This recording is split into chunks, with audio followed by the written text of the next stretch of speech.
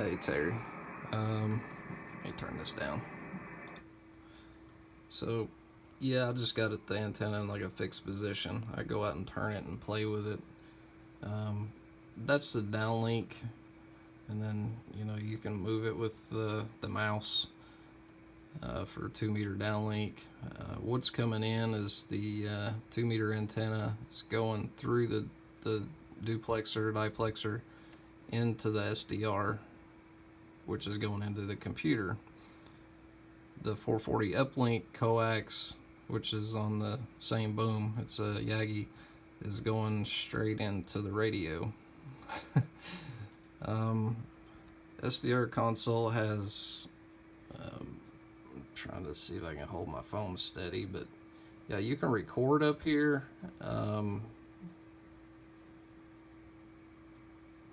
You can go into view, and then this is where you go to satellite. And I have 2 monitors, but this will work on one. Basically, it opens it up on this monitor, and I just worked EO88, which was, there was nobody on there. One guy, KG5UN. Let me go ahead and stop that Doppler. External radio has passes here too. It shows you when all the passes are coming and what direction they'll be going, so you'll kind of have a heads up on which way to turn your rotor. This screen kind of shows where the bird is now. I have a really hard time to the northwest because it points right into the house. But anyway,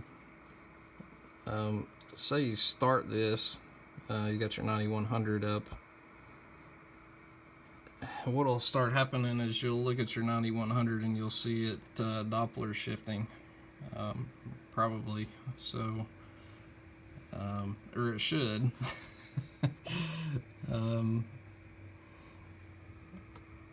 Let's see, it's got automatic scheduler, and see all of these satellites. I've got 85, A07 when it's ever on there, 4A, 4B, 88, 29 even though it's dead, 101 is sparse, SO50. The thing about SO50 is, with the SDR setup, is you have to unplug the 2 meter from the SDR and the 440 from the radio and plug it up reverse. That's the only complaint I have about this, is that.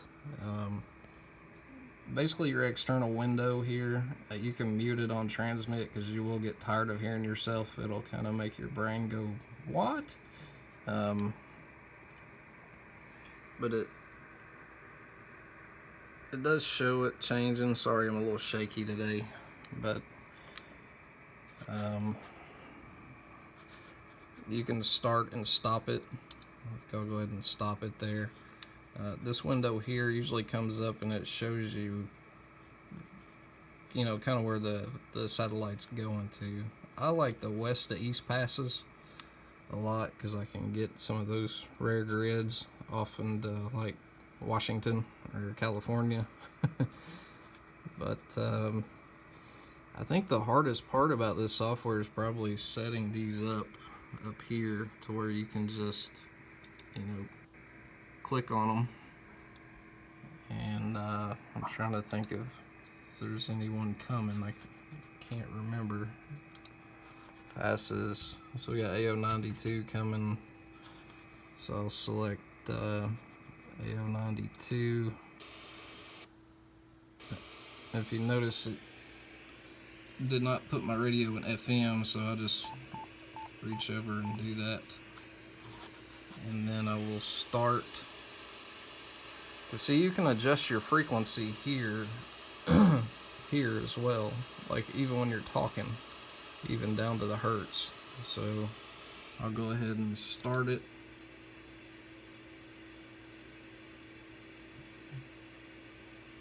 Okay, now she jumped over. So what I'll do is I'll kind of look at this map and I'll see that it's coming from the southwest. It's going west, and it looks like it's going to be a trying to remember passes.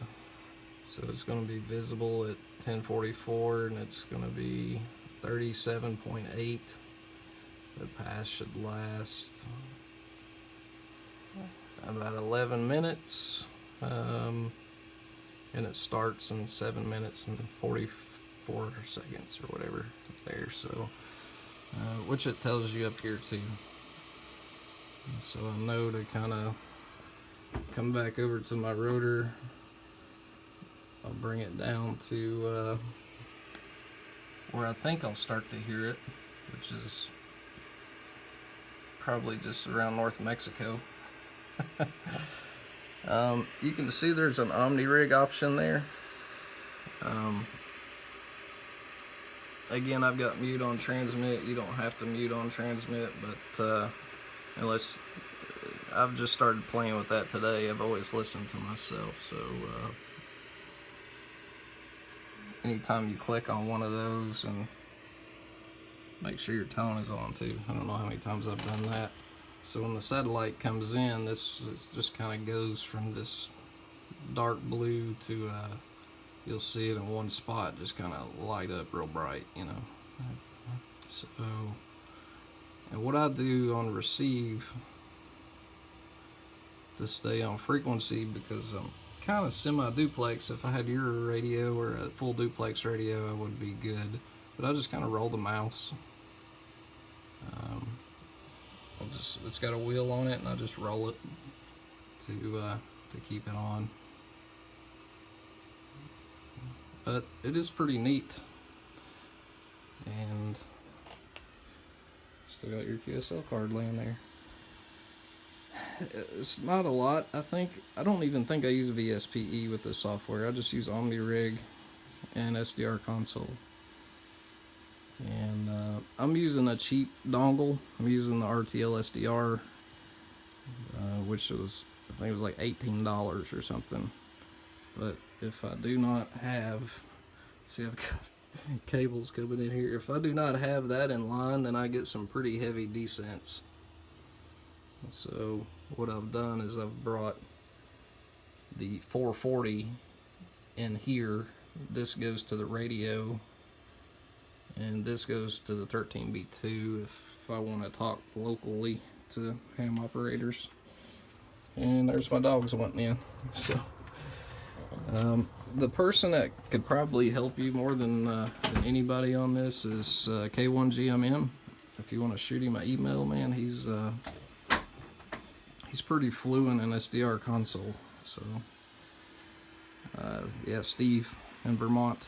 So he's helped me a lot here lately. So hope this kind of shows you. I've got most of my panes docked, so like this right here is very enhanced. This is pretty much all you need, but this is enhancement up here on this pane, just to see.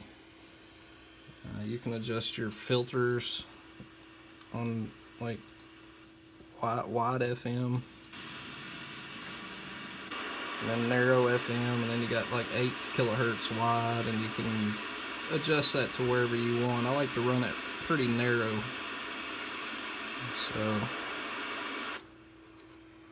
but that's what I do, man. I just sit, and when I'm in the shack, I just kind of look at passes and the time they're going to come, and I just try it, and then I'll go outside and turn my antenna tilt and pitch a little bit. So but yeah, they actually make a transverter that you can use for the 7300. Now it'll only allow you to transmit 10 watts maximum, so you have to be really careful on that. And 435 megahertz bricks are pretty expensive, so I haven't found one that's under like $200 yet new, but I probably should look around a little bit. But yeah, SDR console. I need to update it. It's on 3.0.15, so I need to update it to 17. Just to give it a go there. But yeah, all the Doppler shifts and everything, this updates every time you open it, or every so many hours. If you have your computer you just leave on. Obviously down here is a bar, so as the pass goes through, it'll kind of show you here in red where you're at. But yeah, I've made this video way too long, man, so I'll shoot this over to you.